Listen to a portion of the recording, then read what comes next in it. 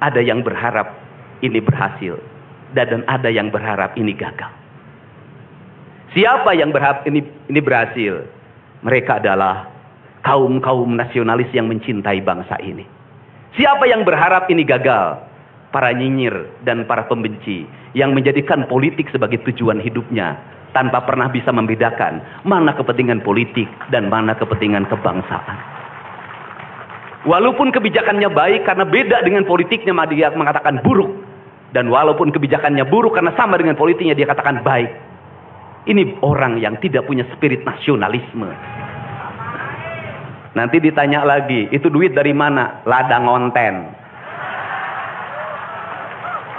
Saya selalu ditanya, Pak Didi duitnya dari mana ngonten? Habis itu dimasalahin lagi, gubernur konten. Lebih baik dari jadi gubernur konten, punya duit diberikan pada rakyat daripada gubernur molor.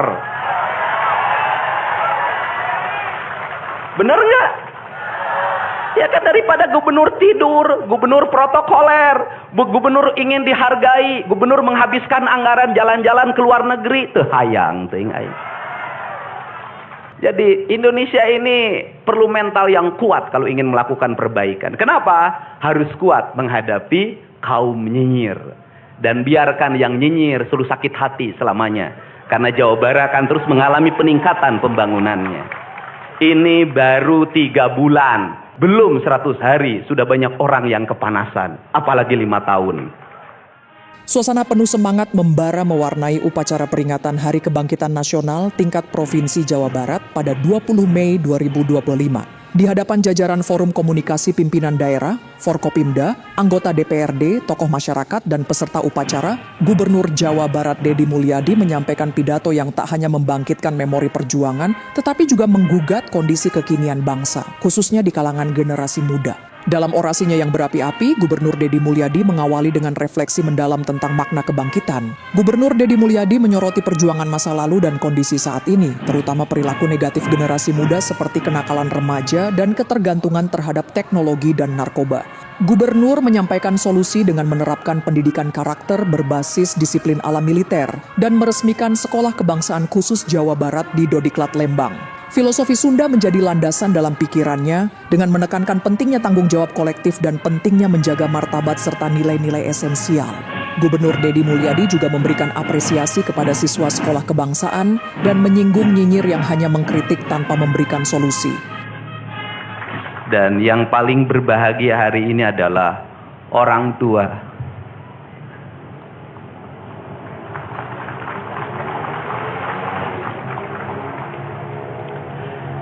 Dari 273 anak-anak Jawa Barat yang terjaring di seluruh provinsi Jawa Barat dengan berbagai latar belakang, dengan berbagai kondisi, dengan berbagai keadaan, hari ini sudah tumbuh menjadi anak-anak yang sehat, memiliki visi dan memiliki harapan.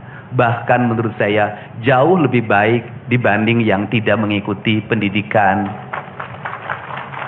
di Dodik Lembang, Rindam 3, Siliwangi. Saya ucapkan terima kasih buat komandan, wakil komandan, dan para pelatihnya.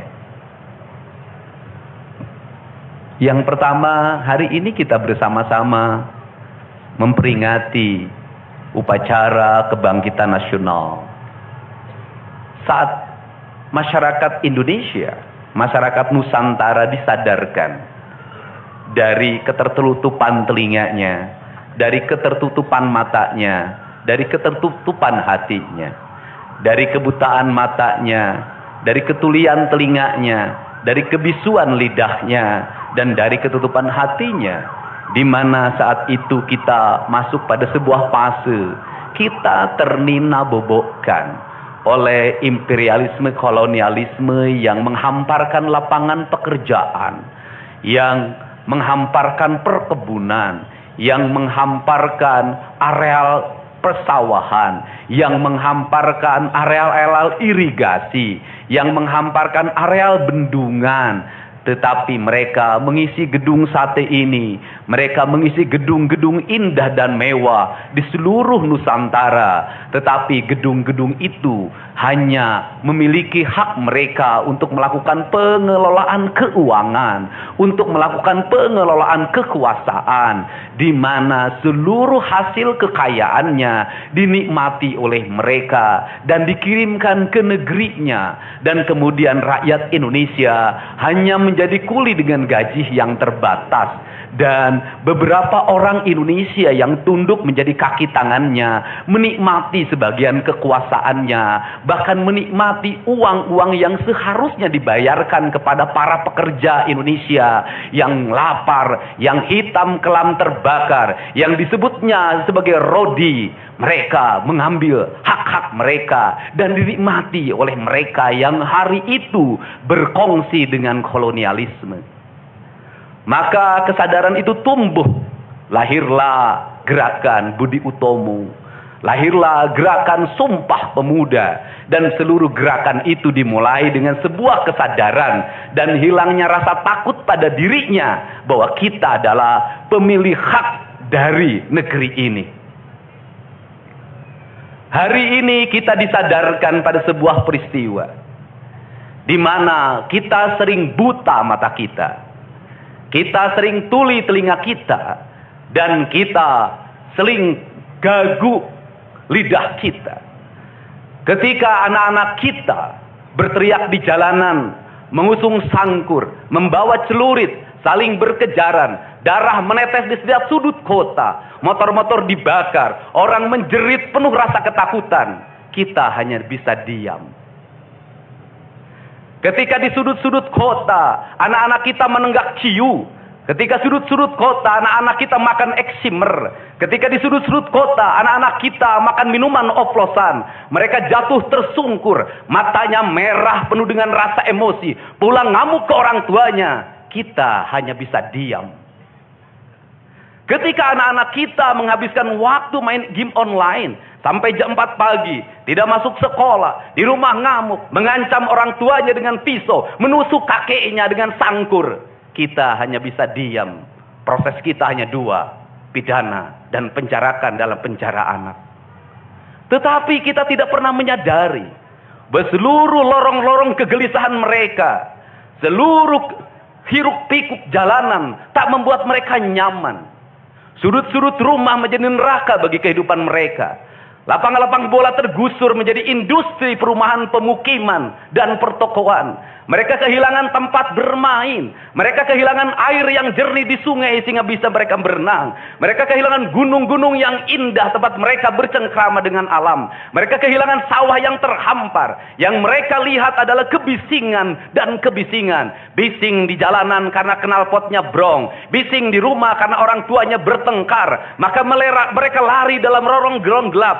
Digenggamnya handphone, diambilnya obat-obat terlarang, ditengahnya minuman dalam sebuah kelompok yang sama. Kita orang-orang yang terpinggirkan di rumah, kita orang-orang yang terpinggirkan di sekolah. Guru-guru telunjuknya menunjuk pada wajahnya, tapi tak bisa memberikan solusi kegelisahan jiwanya. Semua orang hanya memberikan pengamatan, analisis, kajian. Itulah metodologi yang dikembangkan bangsa ini. Tetapi tidak ada yang berani mengambil solusi. Mengangkat mereka di sudut jalanan, dimasukkan ke barak, dididik secara militer, diarahkan menjadi anak-anak yang berguna. Kedisiplinan militer adalah harga mati bagi kemajuan bangsa, bukan musuh. Pandangan-pandangan buruk terhadap militer adalah pandangan-pandangan orang yang takut anak-anak Indonesia bangkit, yang takut anak-anak Indonesia mencapai kemajuan. Mereka takut bangsa ini menjadi bangsa kokoh dan tegap. Mereka ingin bangsa Indonesia menjadi bangsa pemabuk yang setiap hari mabuk akan ilmu pengetahuan, yang setiap hari bertengkar di TV, yang setiap hari bertengkar di medsos, sementara hamparan kekayaan alam diambil sama mereka. Janganlah kita menjadi antek dari bangsa lain, memporak-porandakan diri sendiri dan bangsanya dengan alasan pengetahuan, dengan alasan hak asasi manusia. Anak membawa motor di bawah umur adalah pelanggaran hak anak. Kapan kita bertindak? Dan selama ini kita membiarkan. Anak-anak nonton film tanpa didampingi oleh orang tua, itu adalah pelanggaran anak. Dan kita tidak pernah bertindak. Anak-anak di bawah umur merokok minum minuman keras, itu adalah pelanggaran hak anak.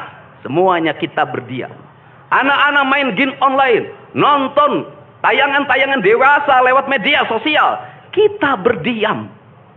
Negeri ini akan hancur manakala semua orang berdiam. Maka orang yang memegang kekuasaan harus menggunakan tangannya untuk merubah seluruh kemunkaran ini menjadi sebuah kebajikan. Kalau kita berkomitmen pada bangsa ini, problem anak-anak kita adalah mengkonsumsi tayangan yang bukan haknya di media sosial. Maka saya meminta peraturan pemerintah yang mengatur tentang itu segera dilaksanakan. Anak-anak di bawah umur tidak boleh mengakses media sosial yang bukan haknya. Seberapa besar pun gagasan yang saya gagas, seberapa kuat pun kekuatan yang saya bangun, saya tidak akan bisa melawan jutaan akun yang merasuki otak kiri dan otak kanan anak-anak kita. Untuk itu, pada saat ini sudah saatnya kita tidak saling menyalahkan. Untuk itu saat ini tidak ada salahnya kita mengambil tindakan berdasarkan perilaku kita masing-masing. Perilaku ekonomi menyebabkan anak-anak kita kehilangan ibunya karena pergi ke luar negeri. Perilaku ekonomi mengakibatkan anak-anak kita tidak pernah bertemu dengan ibu dan bapaknya karena mereka mencari rejeki. Mereka ada di pojok-pojok rumah bersama kakeknya. Kakeknya melarangnya dia main game online, melarangnya pakai motor jam 11 siang. Maka pisau dapur terhunus dan ditusuk seseorang kakek oleh cucu yang disayanginya. Kerangka pijak seperti ini harus dibangkitkan oleh kita. Semangat militer, bukan militerisasi. Kalau anak-anak dibangunkan jam 4 subuh, di mana letak salahnya dan di mana letak pelanggarannya?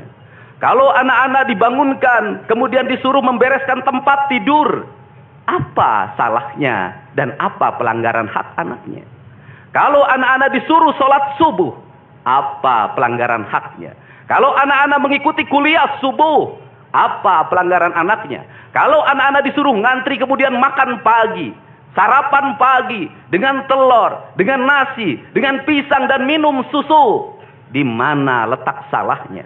Kalau anak-anak kemudian disuruh belajar, dan saat belajar duduknya bersikap, memandang ke arah gurunya, memandang mata gurunya, agar terjadi transformasi energi antara guru dengan muridnya, yang hari ini dihilangkan dengan digitalisasi, menghilangkan ruh spiritual konsepsi pendidikan kita, diganti dengan konsep pendidikan digital, yang tidak lagi melahirkan hubungan emosional guru dan murid. Akhirnya murid-murid tidak menghormati guru-gurunya, karena guru lupa mengekspresikan nilai-nilai spiritual dalam dirinya pada murid dalam ruangan yang hening, diganti dengan papan belajar digital. Di mana letak salahnya?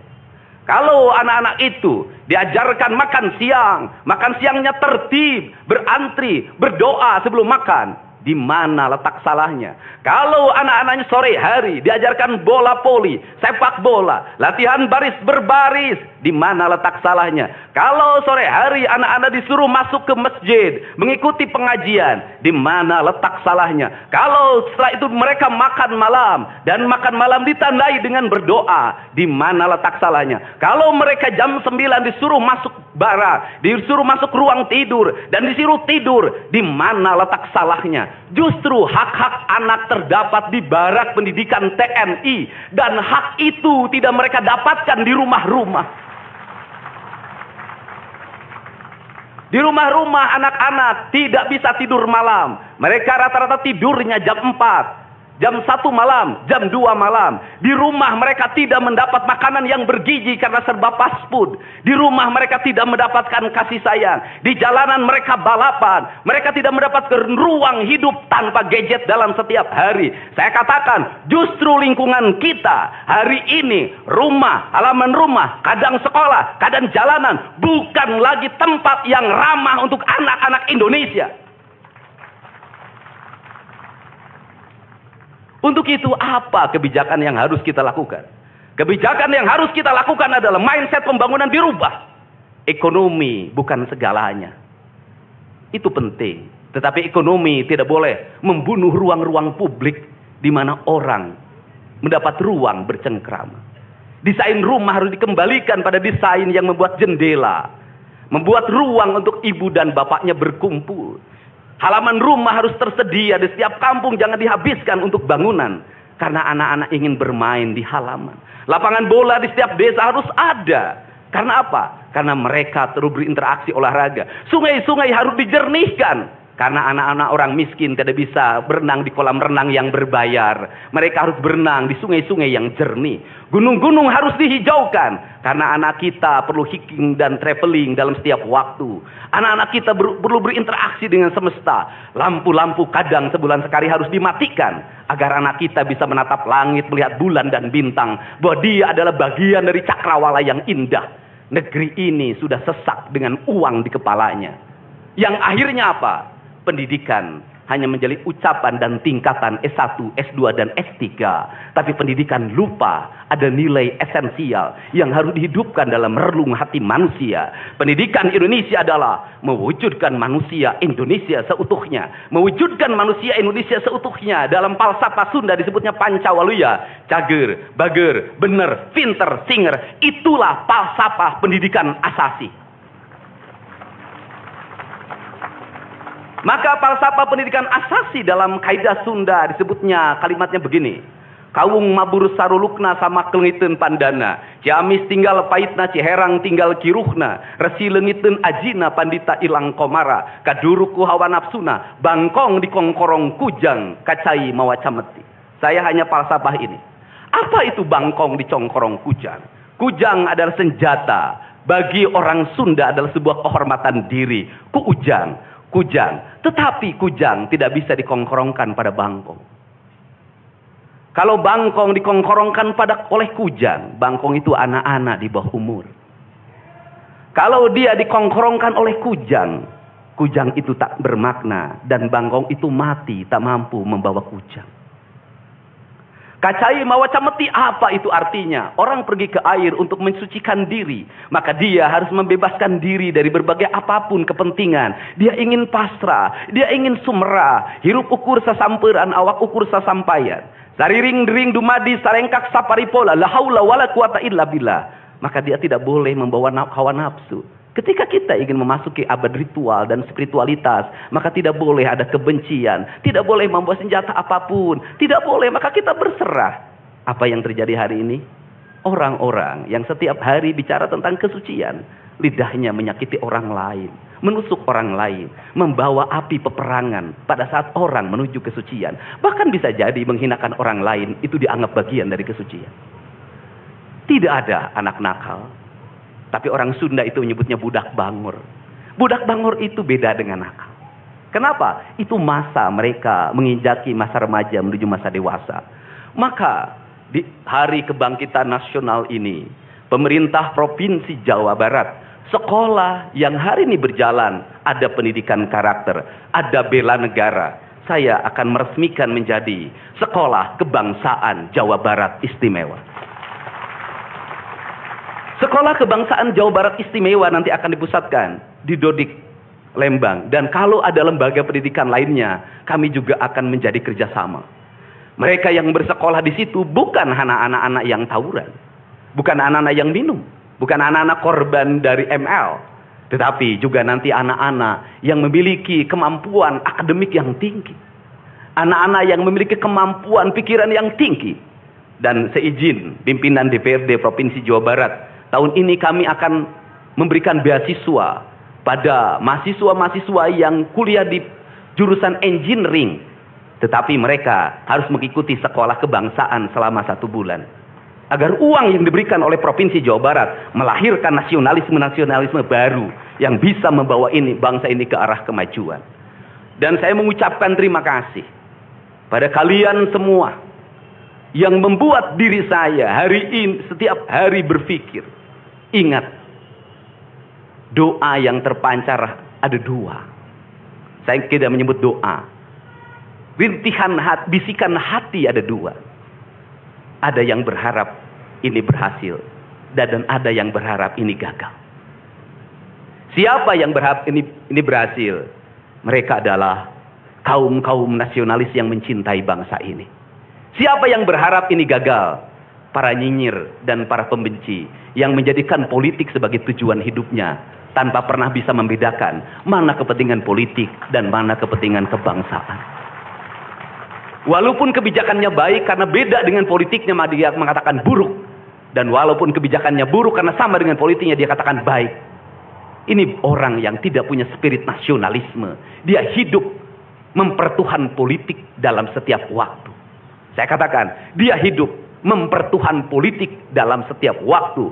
Meskipun lidahnya berkata bertuhan pada Allah, tetapi hatinya dalam setiap hari hasud dan menjadikan politik sebagai tujuan hidup.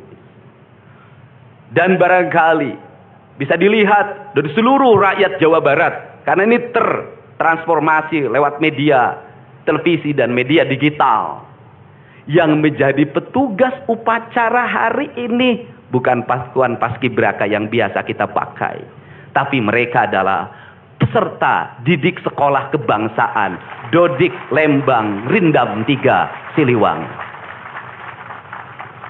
Waktunya tidak lama, hanya 18 hari, tapi bisa dibentuk. Pertanyaannya adalah, di sekolah mereka bisa dibentuk seperti ini? Kalau di sekolah tidak dibentuk hari ini, maka pertanyaannya adalah, berarti sistem pendidikan nasional harus dievaluasi. Dan kalau misalnya yang di Jakarta mau menyalahkan, kan disahkannya di Jakarta. Kan anggaran yang triliunan disahkan di Jakarta.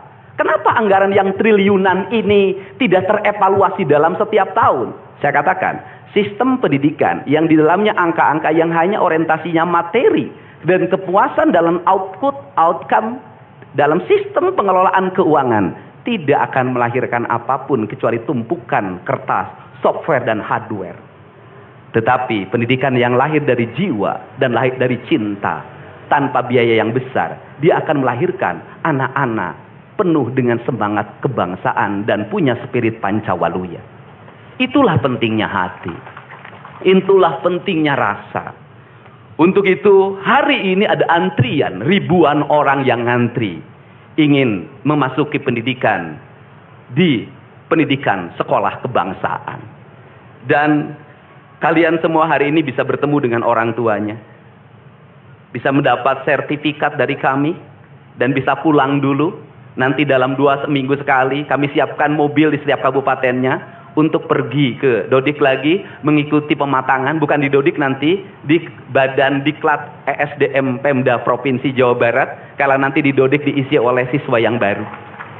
Dan kami akan memantau perkembangan kalian dalam waktu 1 tahun, bukan 6 bulan.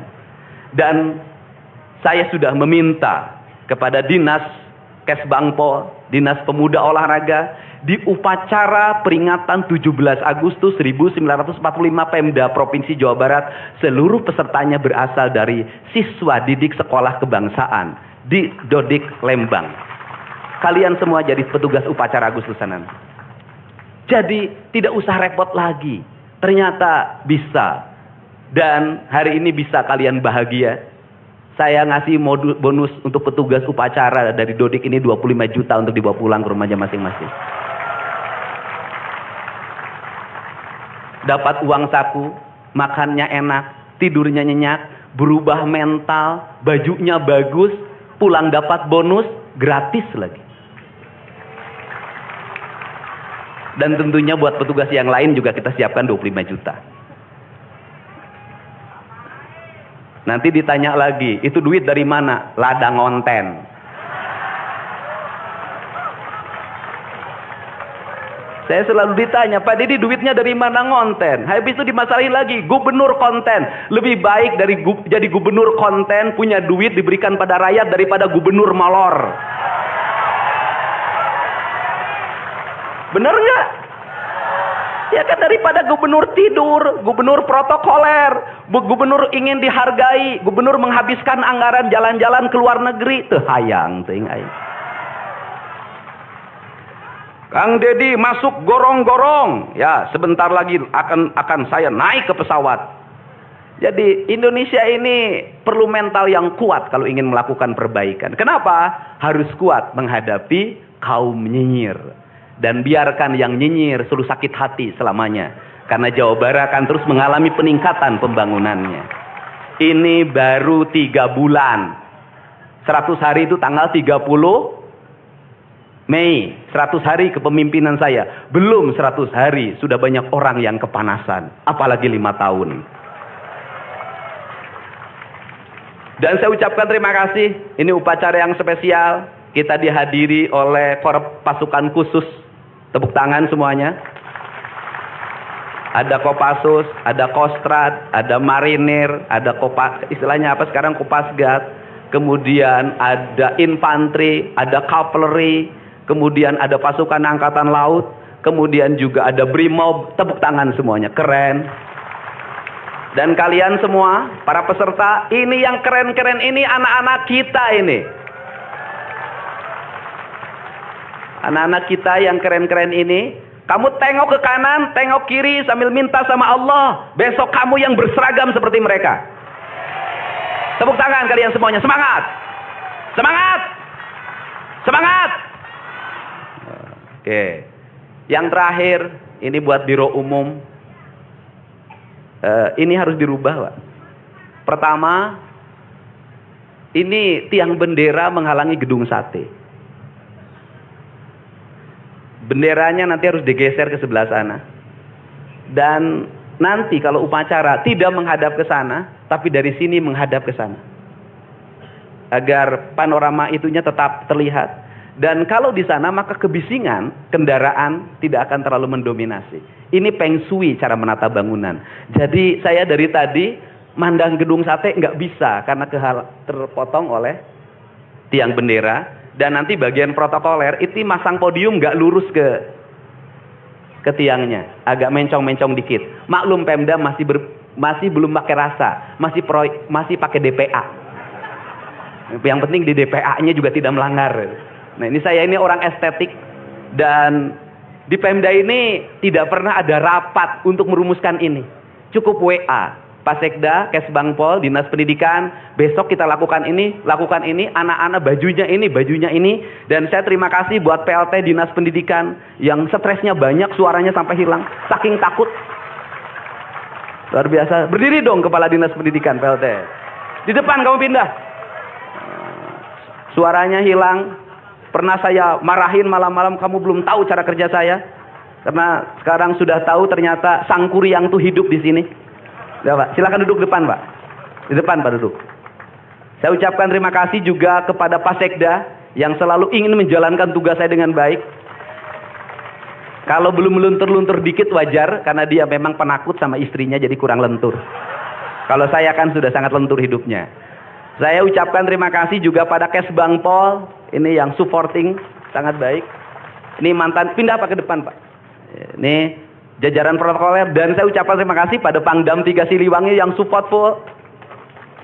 Terima kasih. Kemudian Pangkostrat yang di Purwakarta juga melaksanakan dan berbagai divisi. Kemudian Komandan Dodik Rindam. Terima kasih. Saya ucapkan terima kasih, badannya terima kasih. Saya ngasih bonus buat pelatihnya 50 juta. Saya ini urusan rasa, Bu. Orang tuanya itu jangan hanya bertepuk tangan. Mohon maaf. Ada terpanggil dalam jiwanya. Anak-anak saya kok bisa hebat begini ya? Dari rumah itu bawa bakakan. Mohon maaf. Ini cermin manusia-manusia Sunda yang punya welas asih. Yang punya timbal balik. Anak saya dididik. Bukan saya minta bakakak, bukan. Bukan saya minta opak, tumpeng, bukan. Penuh dengan welas asih, dengan cinta. Mudah-mudahan bakakak yang dibuat menjadi jalan bagi si Ujang menjadi orang hebat. Kenapa? Orang tua dulu melahirkan anak-anak hebat. Karena cinta rasa. Bukan gratifikasi. Dia kenaikan kelas tidak bawa uang. Dia bawa tumpeng buat gurunya. Dia bawa bakakak buat gurunya. Karena gurunya telah mendidik anak-anaknya dengan baik. Itu cinta. Itu rasa. Bukan gratifikasi. Kami berbuat baik pada orang tuanya, tapi orang tuanya juga harus punya rasa dan punya cinta demi anak-anaknya. Saya pengalaman ibu saya dulu selalu berpuasa ketika saya punya hajat. punya lagi ujian, lagi kenaikan kelas, menghadapi kesulitan, ibu saya dan bapak saya pasti berpuasa buat saya. Saya minta ibu dan bapak, coba rajinlah berpuasa bagi anak-anaknya. Bisa jadi, mohon maaf, bisa jadi anak-anaknya seperti ini, rasa orang tuanya yang harus diperbaiki. Bukan kesalahan anaknya, tetapi rasa dan cinta orang tuanya juga harus dibenahi. Hidup itu alam Pak, interaksi. Buktinya sama tentara nurut, sama ibu nggak nurut, sama bapak nggak nurut. Nah ini, makanya untuk itu, dari sekarang, mari bangun cinta negeri ini, karena negeri ini adalah negeri Siliwangi, negeri Silih Asa, negeri Silih Asi, negeri Silih Asu, negeri Silih Pikanyaa. Bagi mereka yang tidak ngerti Siliwangi, tidak tahu makna Siliwangi, tidak pernah berkontemplasi dengan Siliwangi, jangan coba-coba Anda berbuat tidak baik terhadap tanah Siliwangi. Saya sampaikan itu, kaluhur tesirungan kahandap teu akaran. Ini saya ucapkan terima kasih seluruh pasukan. Saya ucapkan terima kasih buat Panglima TNI, Kepala Staf Angkatan Darat, Angkatan Laut dan Angkatan Udara, Pangdam 3 Silo dan seluruh jajaran. Semua terima kasih. Hari ini adalah hari bangkitnya kita. Hari ini adalah hari kemajuannya kita. Dan kita mulai seluruh perubahan ini dari tanah kita. Tanah Sunda, tanah Siliwangi. Wallahu muwaffiq ila aqwamit thoriq. Assalamualaikum warahmatullahi wabarakatuh. Sampurasun.